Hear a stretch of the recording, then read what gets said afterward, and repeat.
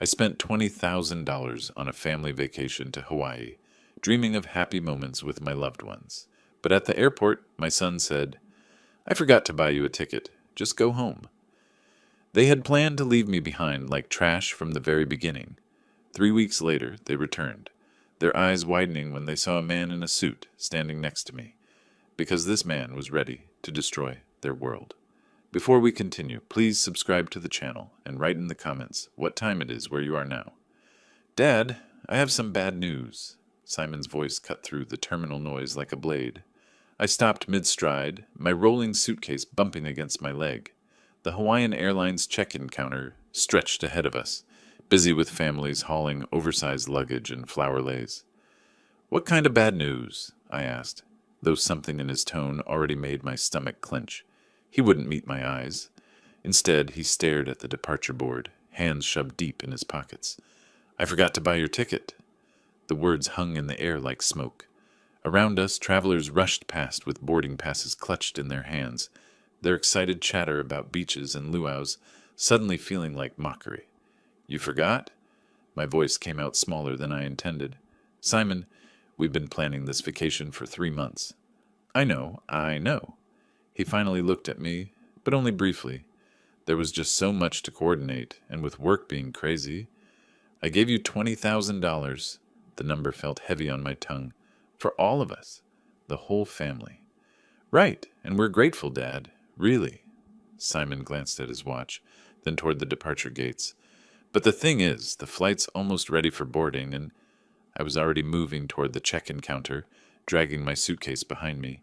The wheels caught on something, jerking my shoulder, but I pressed forward. This was fixable. Had to be. Excuse me, I called to the woman behind the counter. Her uniform was crisp blue, her smile professional. I need to check what flights you have available to Honolulu today. She typed something into her computer. Certainly, sir. What's the name on the reservation? Lee Willis, but apparently there might be an issue with my booking. More typing. A pause. Her smile faltered slightly. I'm not seeing any reservation under that name, sir. Are you sure it was booked with Hawaiian Airlines? My chest tightened. It has to be there. My family... I turned to look for Simon, but he'd moved several feet away, now pacing near the security checkpoint entrance. Let me try a broader search, the agent offered. What dates were you looking to travel? Today. Right now. My son and his family should already have their tickets. She nodded, fingers flying over the keyboard. The screen reflected in her glasses as she scrolled through options. I do see a reservation for Simon Willis. Party of 4, departing at 4:15. But there's no Lee Willis on that booking.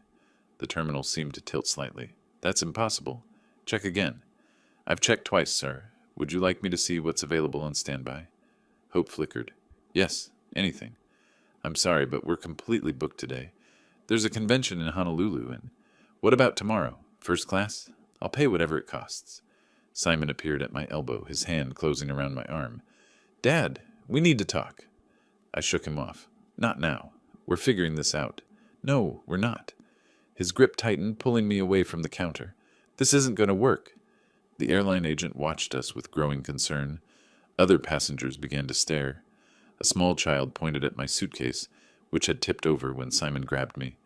What do you mean it's not going to work? I steadied my luggage, my hands shaking slightly. There has to be another airline, another flight. Dad, listen to me. Simon's voice carried a sharp edge I'd never heard before. The vacation is happening. Today. Right now. My family is already through security. So we find another way to get me there. No. The word was flat, final. We don't. The departure board flickered, updating flight times. Gate assignments shifted. The 4:15 Hawaiian flight now showed final boarding call in pulsing red letters. Simon, you're scaring me. What's going on? He checked his watch again, more aggressively this time. What's going on is that you need to go home, Dad. We'll manage the vacation somehow. Manage? My voice cracked. I paid for everything. The hotel, the car rental, the activities for the kids. And we appreciate that. But right now, standing here arguing isn't helping anyone. The terminal's air conditioning hummed overhead, but I felt hot, dizzy. Nothing made sense. 3 months of planning, $20,000, family dinners where we'd discussed snorkeling and sunset dinners, and now Simon was acting like I was some kind of inconvenience. Just go home, he repeated, already backing toward the security checkpoint. We'll call you from the hotel. That's when I saw it in his eyes. Not panic about a forgotten ticket. Not guilt about a mistake. Relief. Simon turned and walked toward the gate, leaving me standing beside my suitcase in the middle of the terminal, watching my son disappear into the crowd, like he'd been planning this moment all along. The Hawaiian Airlines counter suddenly felt like my only anchor in a spinning world. I approached the same agent who recognized me immediately. Sir, were you able to work things out with your family? Actually, I need you to check something for me. My voice sounded steadier than I felt. That reservation under Simon Willis, when was it made? She hesitated, glancing toward the security checkpoint, where Simon had vanished. I'm not supposed to share booking details, but her fingers moved across the keyboard. It shows here that it was booked 6 weeks ago. Party of 4. 2 adults, 2 children. 6 weeks ago. Not 3 months when we'd first discussed the vacation. Not last week when Simon claimed he was finalizing everything. 6 weeks ago when he'd already decided I wouldn't be included. And no changes were made to add additional passengers? No, sir. The reservation has remained unchanged since the initial booking. My legs felt weak. I gripped the counter edge, the metal cool under my palms. What about other airlines? Anything to Honolulu today, tomorrow, this week? She checked, her expression growing more sympathetic with each search. I'm afraid it's the convention season. United has a waiting list of 47 people. Alaska Airlines is booked solid through next Tuesday. Next Tuesday. The words tasted bitter. By then, the vacation would be half over. There is one option, she offered quietly. Southwest has a red-eye tonight with 2 stops. Gets you in Thursday afternoon, but it's quite expensive without advance booking. How expensive? $1,800. I reached for my wallet, but stopped. In the distance, I could see the gate for the Hawaiian flight. Simon would be there now, probably texting Fern, telling her everything was handled. The problem, me, had been dealt with.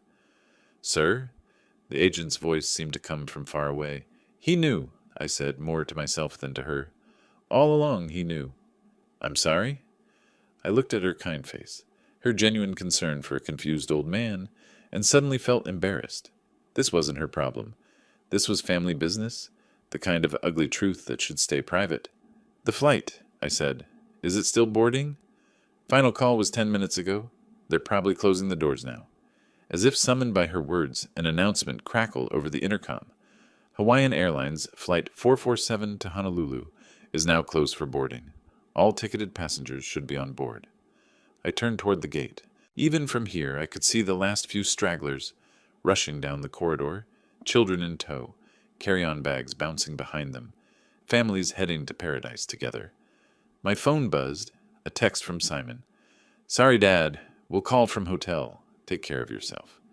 Take care of yourself, like I was some burden he'd finally managed to shed. The agent cleared her throat gently. About that Southwest flight, sir? Would you like me to hold it while you decide? I stared at my phone screen. No explanation, no real apology. Just a casual dismissal after taking $20,000 and 3 months of my excitement. No, I said, sliding the phone back into my pocket. No, I don't think so. Are you sure? I can hold it for 15 minutes. I'm sure. Because suddenly, standing in that terminal with the smell of coffee and the sound of rolling luggage all around me, I realized something important. This wasn't about a forgotten ticket, or poor planning, or even Simon's selfishness. This was about who they thought I was, who they thought they could treat like a fool. The departure board updated again. Hawaiian Flight 447 now showed departed in stark black letters. Simon and his family were airborne, probably toasting with complimentary beverages, congratulating themselves on a vacation well-deserved. I picked up my suitcase handle and walked toward the exit. But I wasn't defeated, not anymore. Every step away from that gate was a step toward clarity. They'd made a calculation about Lee Willis. They'd decided I would quietly go home, maybe complain a little, but ultimately accept being discarded. They were about to learn how wrong they were. The automatic doors slid open, and I stepped into the afternoon air, already planning my next move. Behind me, the terminal buzzed with travelers heading to their destinations. I was heading to mine too. It just wasn't the one they expected. The taxi line stretched longer than I'd expected, but I welcomed the wait. It gave me time to think, to let the pieces settle into place like sediment in disturbed water. "Where to?"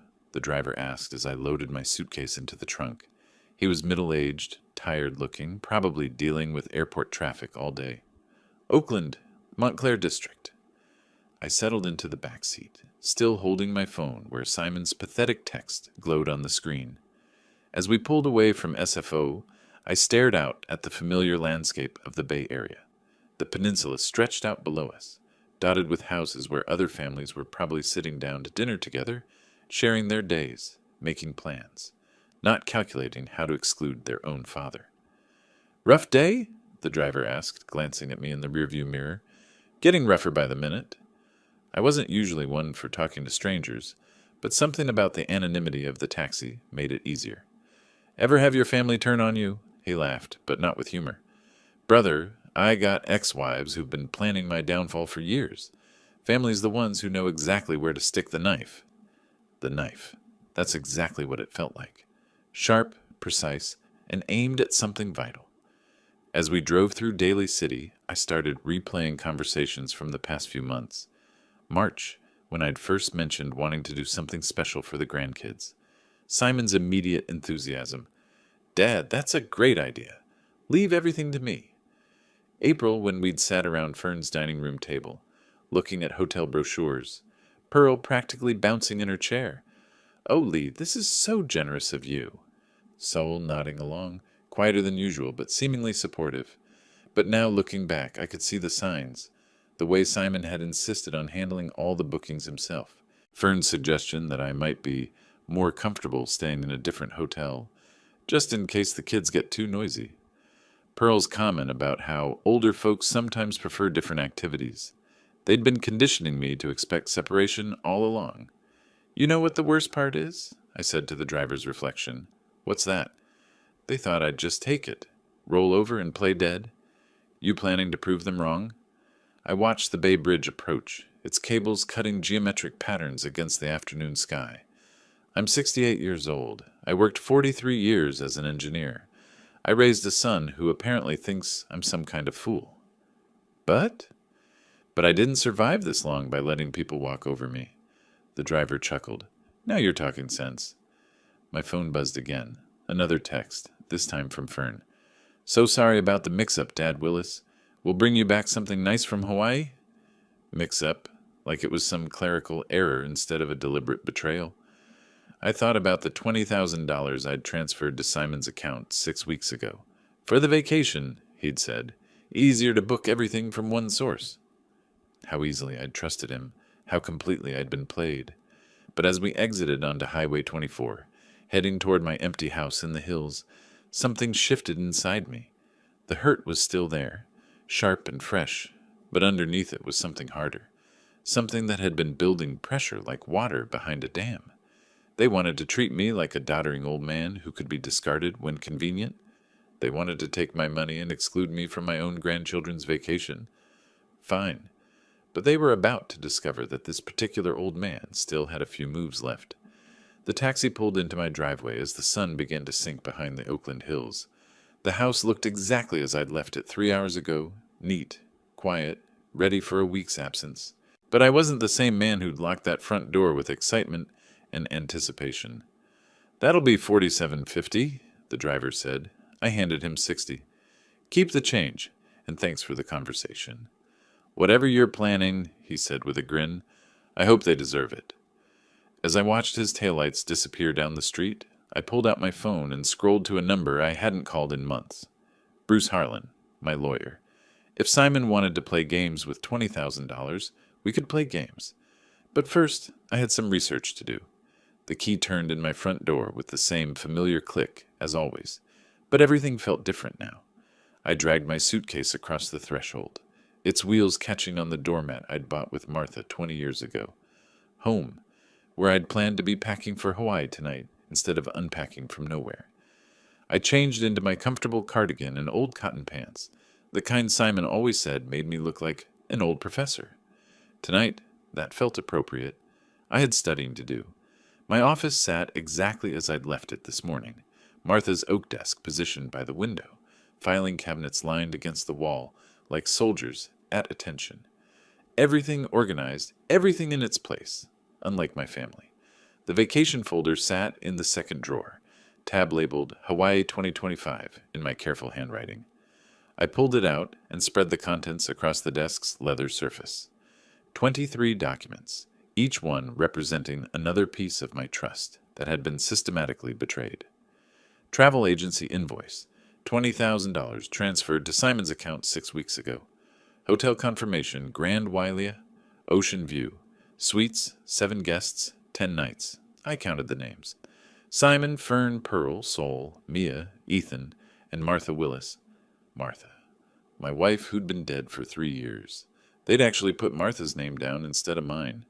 The reservation my money paid for didn't even include me. My hand shook as I reached for the hotel brochure. Beautiful sunset photos, families playing in crystal clear water, generations gathering around dinner tables. Everything we'd talked about during those family planning sessions. "Dad, you'll love the Ocean View Suite," Simon had said. "The kids will have such amazing memories," Fern had added. All lies. I picked up the phone, not my cell phone, but the old landline Martha insisted we keep. Something about this moment required the weight of real connection, not wireless convenience. Directory assistance connected me to Grand Wailea Resort. "Reservations, this is Keiko. How may I help you?" Her voice carried that practiced Hawaiian warmth, the kind they train hospitality workers to perfect. "I need to cancel a reservation under the name Willis." "Let me pull that up for you." "Willis, yes, I show a reservation for 7 guests, checking in tomorrow. Ocean View Suites for 10 nights. Are you sure you want to cancel? Our resort is beautiful this time of year." "I'm completely sure." "May I ask why? Perhaps I can offer alternatives. Different room types, partial stays." "No alternatives. Cancel everything." A pause. I could hear her typing, probably trying to process why someone would cancel such an expensive booking. "Mr. Willis, I have to inform you that canceling this close to arrival will result in significant penalties. The total cancellation fee would be $3,200, $3,200, less than what I'd spend on gas money for a year." "That's acceptable." "Sir, are you certain? This is a very substantial reservation. Perhaps if you spoke with our guest services manager."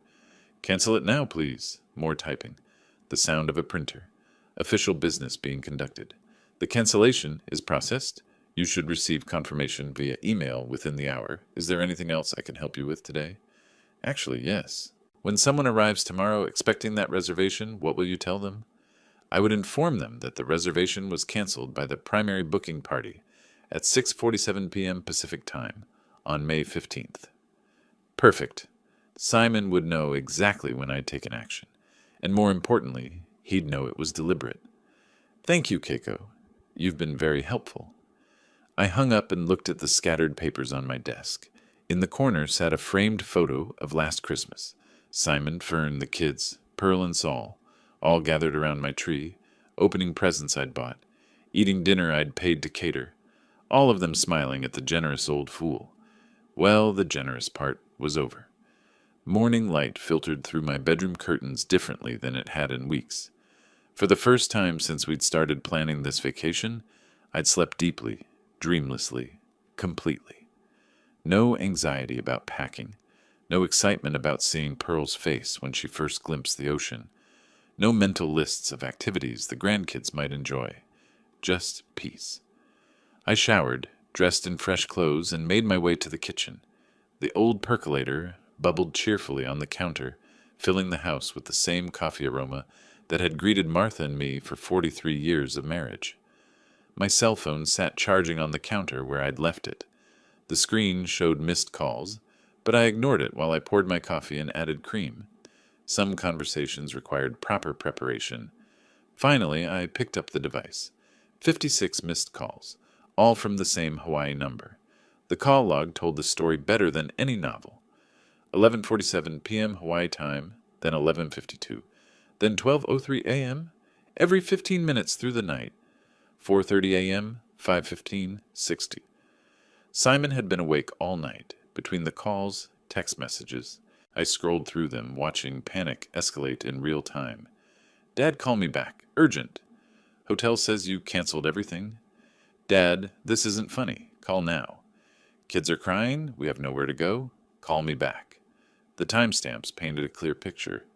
The family had arrived at Grand Wailea around 3 p.m. Hawaii time yesterday, 6 p.m. California time, just as I was hanging up with Keiko. They'd walked up to that beautiful resort desk, excited and tired from traveling, probably already planning their first sunset dinner, and discovered they had no rooms. I carried my coffee to the living room and settled into my favorite armchair by the window. Outside, my neighbor was walking his golden retriever, the same route they took every morning for 12 years. Normal Tuesday routine for everyone else. My phone buzzed with another incoming call. Hawaii number. I let it ring. The voicemail notification appeared moments later. I played it. Dad, I don't know what you think you're accomplishing, but you need to fix this right now. We spent the night in the hotel lobby. Pearl hasn't stopped crying. The kids don't understand what's happening. This is cruel and unnecessary and completely unlike you. Call me back and fix this mess. Cruel and unnecessary. Interesting choice of words from someone who'd left his father stranded at an airport. The coffee tasted perfect. Brazilian blend, ground fresh yesterday morning when I'd still believed in family vacations and children's laughter, and 3 generations making memories together. I set the cup on the side table and picked up my phone, scrolling to Simon's Hawaii number. My finger hovered over the green call button. 6 weeks of planning. $20,000 transferred without question. 3 months of excited conversations about snorkeling in luau's and teaching Mia to body surf. All of it orchestrated to exclude me. Simon wanted to talk now. After 56 unanswered calls and messages that managed to blame everyone except himself. Perfect. I had things to say too. I pressed the call button. Simon answered before the first ring finished. Dad! Finally! What the heck is going on? The hotel says you canceled our entire reservation. His voice came through so loud I had to hold the phone away from my ear. In the background I could hear other voices.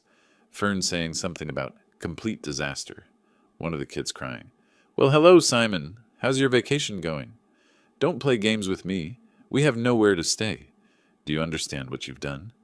I reached for my notepad, the one Martha used to keep by the phone for taking messages. Some conversations needed documentation. Actually, I understand perfectly. Tell me, when you planned to leave me at the airport yesterday, where exactly did you expect me to spend my vacation? A pause. The background voices quieted. Dad, that was completely different. This is about innocent kids who...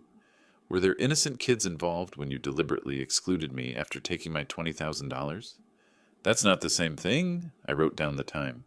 8:03 a.m. California, 5:03 a.m. Hawaii. Simon's voice carried the exhaustion of someone who'd been awake all night in crisis mode. Help me understand the difference, son. The difference is we're stuck in a foreign place with no money and kids who don't understand why their vacation got ruined. Interesting.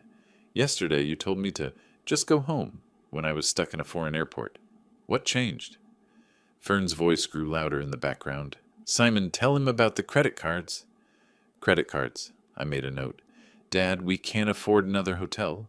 Everything's booked solid anyway because of some convention. We put the entire trip on credit, expecting to pay it off with, well, expecting different circumstances. You mean expecting to pay it off with my money while I sat home like a discarded piece of furniture? Stop being dramatic. This isn't about you anymore. It's about Pearl and the kids, and it became about me the moment you took my money and excluded me from my own grandchildren's vacation. Simon's voice shifted, becoming harder. Fine. You want to play hardball? When I get back to California, you're going to regret this. You think you can manipulate this family with money? I wrote that down word for word. You're going to regret this. Simon, are you threatening me? I'm promising you that actions have consequences, old man.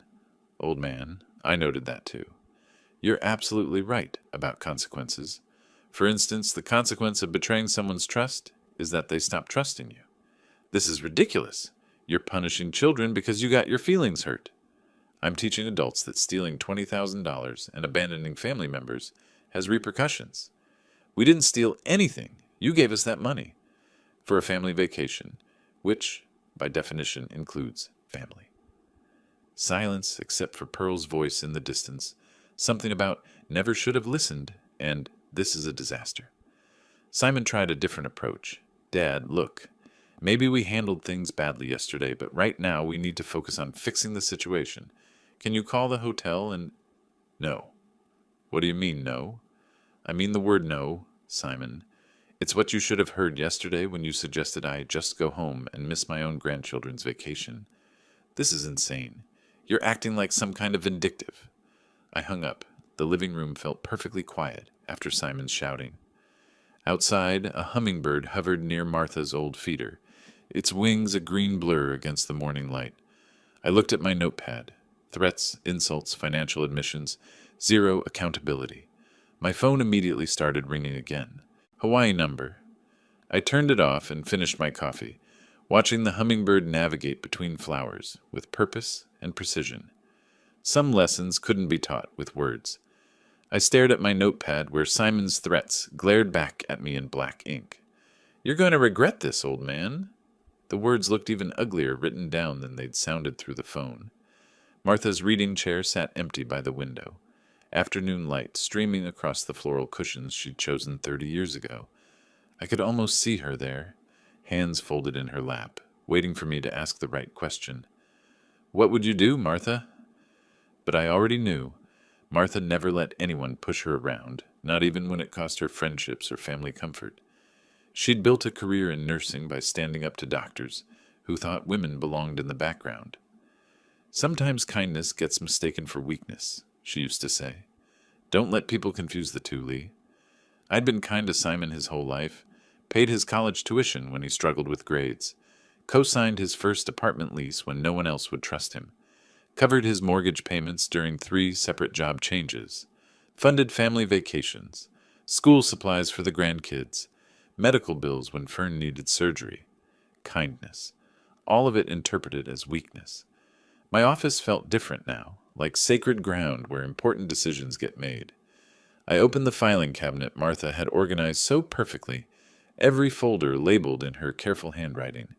Financial family support contained the evidence of 20 years of generosity, bank statements showing monthly transfers to Simon's mortgage company, receipts for Mia's violin lessons and Ethan's soccer equipment, medical bills I'd quietly paid when Pearl needed her hip replacement, college fund contributions, birthday gifts, Christmas bonuses disguised as loans that were never repaid, $47,000 last year alone.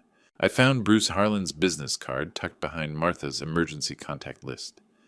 Harlan and Associates, estate planning and family law. We'd worked together when Martha died, handling her affairs with the kind of professional precision that made difficult times manageable. Bruce understood the weight of family obligations. He'd also understand when those obligations became exploitation. My investment portfolio sat in the bottom drawer, statements showing the careful accumulation of 43 years in engineering, real estate appreciation, retirement accounts, savings bonds, stock options from the tech companies I'd consulted for after official retirement. Simon had no idea how much he was about to lose. The afternoon sun slanted lower now, casting long shadows across my desk. Somewhere in Hawaii, my son was probably still trying to figure out alternative accommodations, still convinced this was temporary frustration he could manipulate away with the right combination of guilt and intimidation. He was about to learn the difference between temporary and permanent. I reached for the phone, Bruce's card steady in my other hand.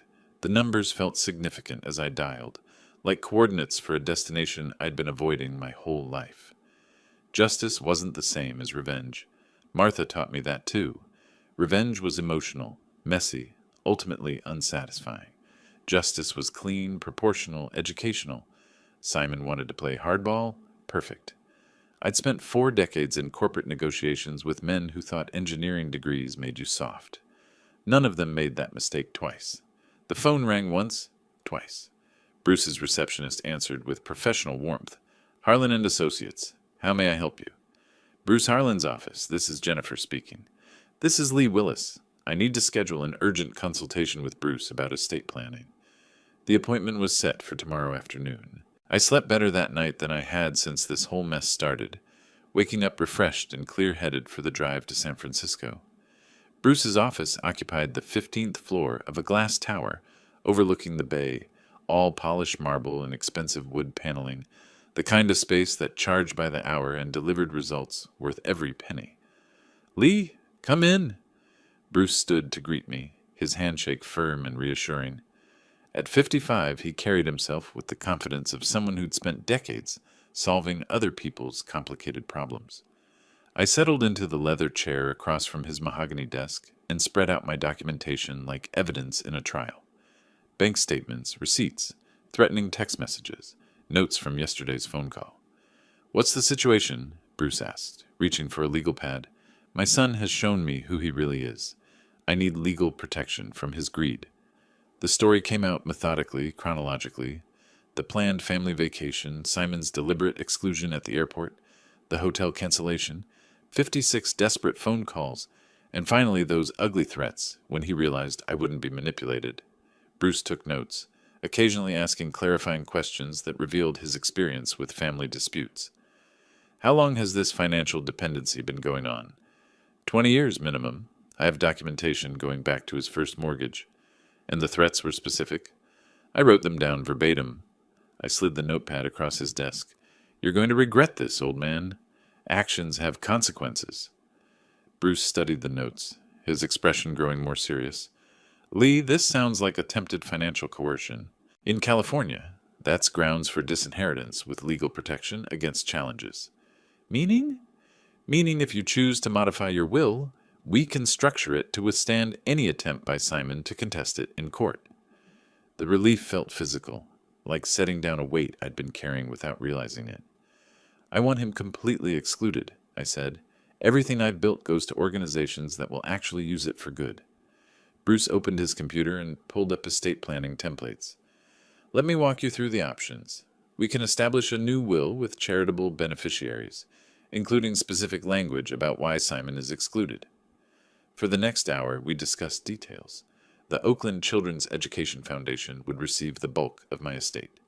Engineering scholarships at UC Berkeley would get a substantial endowment. Local senior services, community development programs, veterans assistance, causes that mattered, run by people who understood stewardship. "The documentation you've provided shows a clear pattern of financial exploitation," Bruce said, reviewing my bank statements. "Combined with the threatening language, we have solid grounds for disinheritance." "How long will this take?" "I can have documents ready for signature by next week. We'll need witnesses, notarization, and I'd recommend a video recording of the signing to document your mental competency." "Whatever it takes." Bruce leaned back in his chair, studying me with the careful attention of someone making sure his client understood the implications. "Lee, this is permanent. Once executed, this will fundamentally change your family relationships." "They change first," I said. "I'm just making it official." "And you're certain about this? No second thoughts about the grandchildren?" I thought about Mia and Ethan, their innocent faces during family dinners I'd funded, birthday parties I'd made possible. The children will be better served by scholarship programs than by inheriting money their father would control. Bruce nodded, apparently satisfied with my reasoning. "Then let's proceed. I'll draft comprehensive documents excluding Simon entirely while protecting your wishes from legal challenge." We shook hands as the meeting concluded, his grip conveying both professional competence and personal understanding. "I'll call you when everything's ready for signature." Walking back through the marble lobby, I felt lighter than I had in years. The law was on my side. Justice would be served, and Simon would finally learn that actions really do have consequences. The elevator descended 15 floors while I processed what had just happened in Bruce's office. Legal protection was coming, real permanent consequences for Simon's betrayal and threats. That week passed peacefully, filled with the kind of routine I'd neglected during months of vacation planning. Morning walks around my Oakland neighborhood, afternoon reading in Martha's chair, evening meals prepared without rushing to accommodate family phone calls or visits. No more checking my phone constantly for updates from Simon about travel arrangements. No more wondering if Pearl would like the restaurant reservations I'd made, or whether Saul needed different activities for his arthritis. Just quiet, ordered days while Bruce prepared the legal documents that would change everything. Friday afternoon, my phone rang, Bruce's office. Lee, the documents are ready. Can you come in Monday for the signing? Absolutely. Just to confirm, you're still committed to these changes? More than ever. Monday morning found me back in Bruce's downtown office, but this time the conference room held additional people. His secretary, Mrs. Chen, and a paralegal named David sat at the polished table with notary stamps and official forms arranged like surgical instruments. This is a formal will execution, Bruce explained, settling into his chair. Everything needs to be witnessed and notarized to prevent future challenges. The new will lay open before me, 23 pages of legal language that translated my anger into permanent consequences. Page after page detailed the exclusion of Simon Willis from any inheritance, the establishment of charitable trusts, the designation of Bruce as executor, with full authority to distribute assets according to my wishes. Let me read the key provisions aloud, Bruce said, his voice carrying the gravity of legal ceremony. The testator, Lee Willis, being of sound mind and clear judgment, hereby excludes his son Simon Willis from all inheritance due to demonstrated financial exploitation and threatening behavior toward the testator. The words felt powerful, final. Furthermore, the testator designates the following charitable organizations as primary beneficiaries. Bruce continued through the list we'd carefully constructed. The Oakland Children's Education Foundation would receive $400,000. UC Berkeley's Engineering Scholarship Fund would get $300,000. Senior Services, Veterans Assistance, Community Development, worthy causes run by grateful people instead of entitled family members. Mrs. Chen adjusted her glasses. Mr. Willis, do you understand these provisions completely? Yes. And you're executing this will freely without coercion? Completely freely. David activated a video camera positioned on a tripod.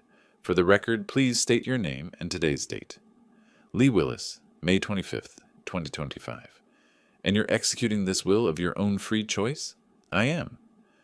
My signature felt steady on the official documents, each letter deliberate and final. Mrs. Chen and David signed as witnesses, their presence ensuring no future court could question the validity of my decisions. The notary seal pressed into the paper with satisfying authority, making everything official under California law. The original will remain in our security vault, Bruce said, handing me sealed copies. These are your personal records. I recommend keeping one copy accessible and another in a safety deposit box. When do you think they'll find out? That depends on when you choose to tell them. I tucked the envelope under my arm, feeling its weight like armor against future manipulation. Their flight returns Thursday afternoon. They'll probably want to have some kind of family meeting about what happened. Bruce nodded knowingly. Family meetings after crises tend to reveal everyone's true priorities. Outside his office building, San Francisco bustled with its usual energy. Business people hurrying to appointments, tourists consulting maps, street performers entertaining crowds. Normal life continuing while my personal world shifted on its axis. The drive home took me across the Bay Bridge with Martha's favorite view of the city skyline, spread out like a postcard. She would have approved of today's work. Clean, legal, proportional justice. Simon had made his choice at the airport when he decided I was disposable. Now he would live with the consequences. 2 weeks had passed since Bruce sealed the final documents in his vault. During that time, I'd maintained my peaceful routine while mentally rehearsing this moment. Bruce and I had confirmed the flight details, discussed timing, and prepared for what was coming.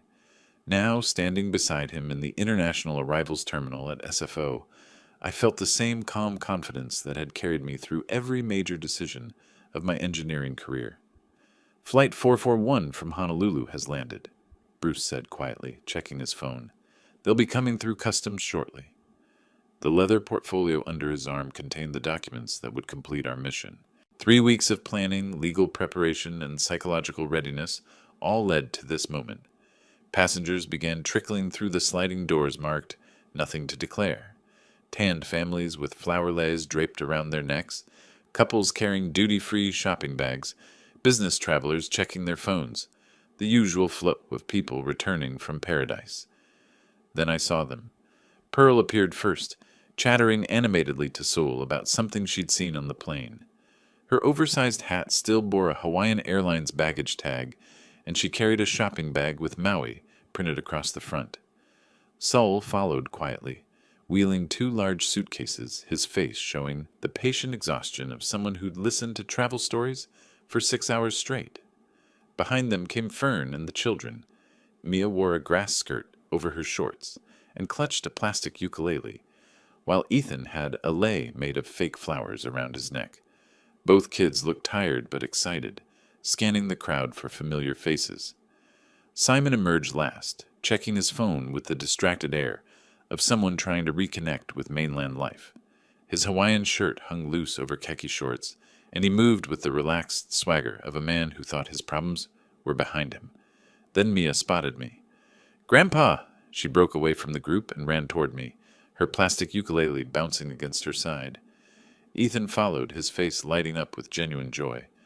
"Grandpa Lee, we missed you so much. Wait until you hear about the dolphins."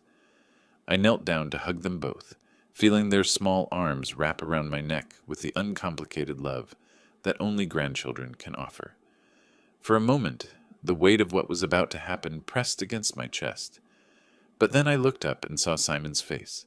He'd stopped walking entirely, his relaxed vacation demeanor evaporating as he processed the unexpected welcoming committee.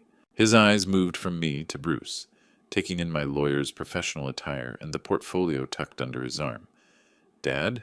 Simon's voice carried a note of wariness. "What are you doing here?" "Welcoming you home," I said, standing up and gently positioning the children beside me. "How was your vacation?" Fern appeared at Simon's elbow, her expression shifting from confusion to something approaching alarm as she noticed Bruce's presence.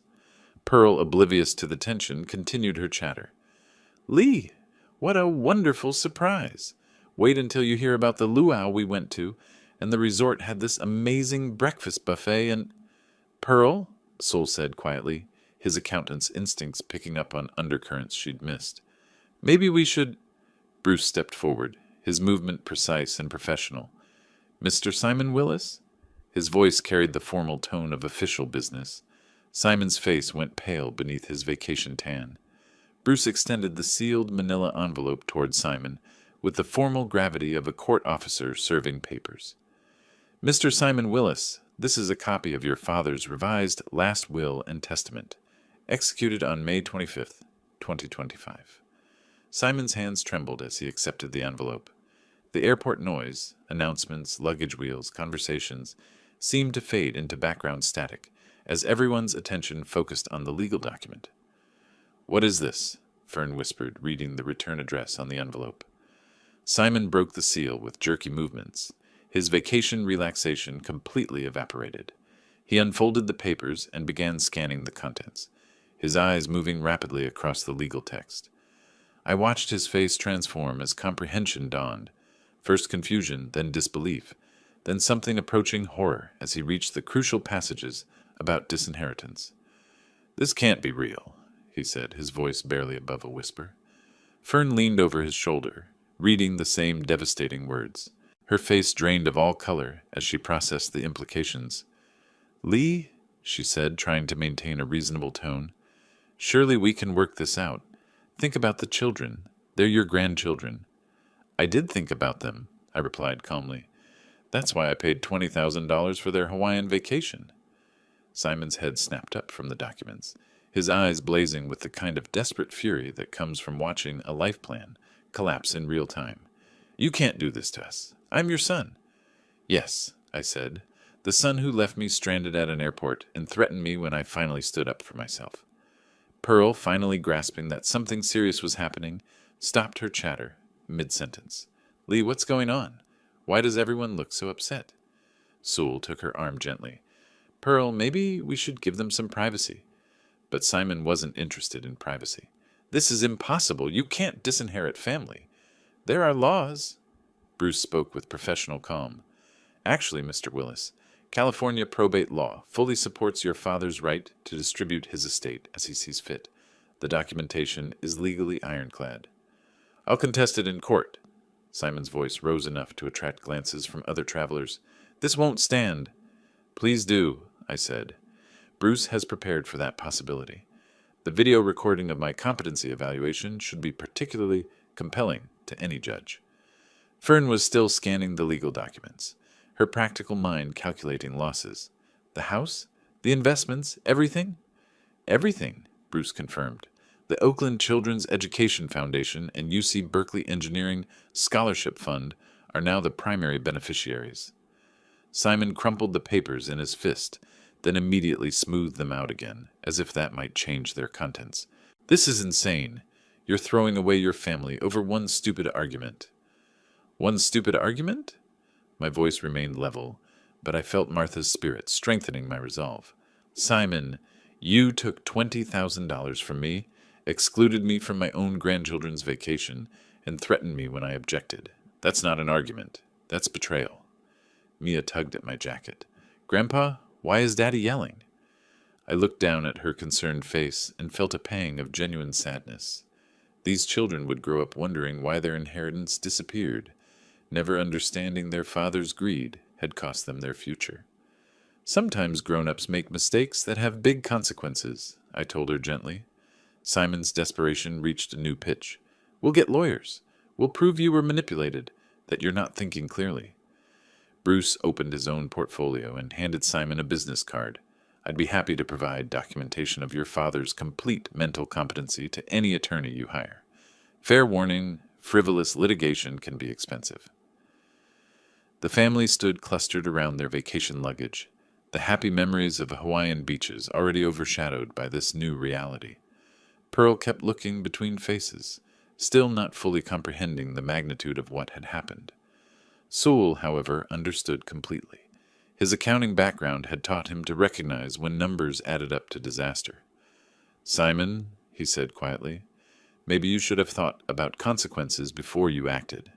Simon whirled on his father-in-law. "Don't lecture me. This affects all of us." "No," I said firmly. "This affects the people who betrayed my trust. Your children are innocent. That's why I've established scholarship funds that will help children like them for generations." Bruce closed his portfolio with finality. "Gentlemen, our business here is concluded." He turned toward the terminal exit, and I followed, leaving Simon's family to process their new reality amidst the cheerful chaos of returned travelers and vacation reunions.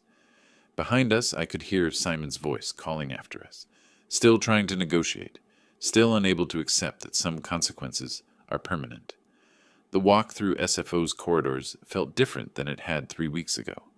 Then I'd dragged my suitcase through these same halls as a confused, betrayed old man. Now I walked beside my attorney as someone who'd reclaimed his dignity through principled action. Bruce and I said little during the elevator ride to the parking garage. The weight of completed justice needed no commentary.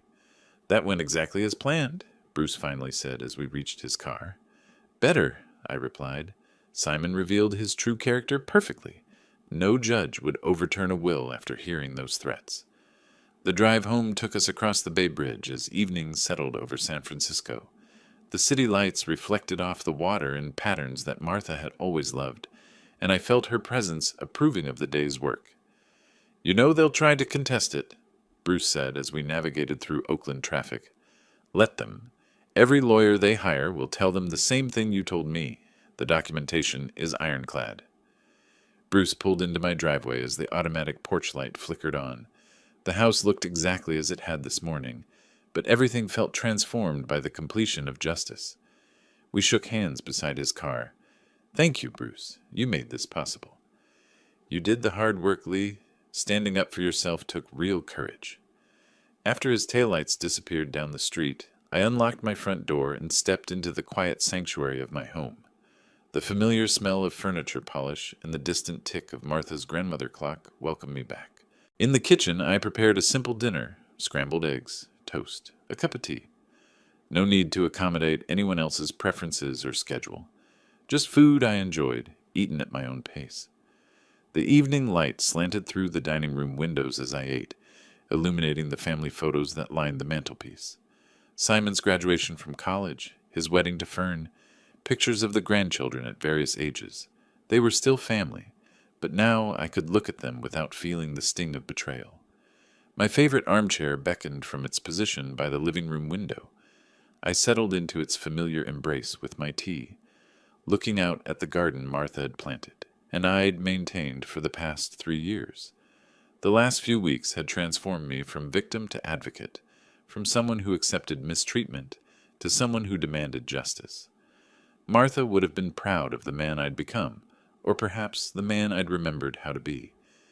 My phone sat on the side table, turned off since leaving the airport.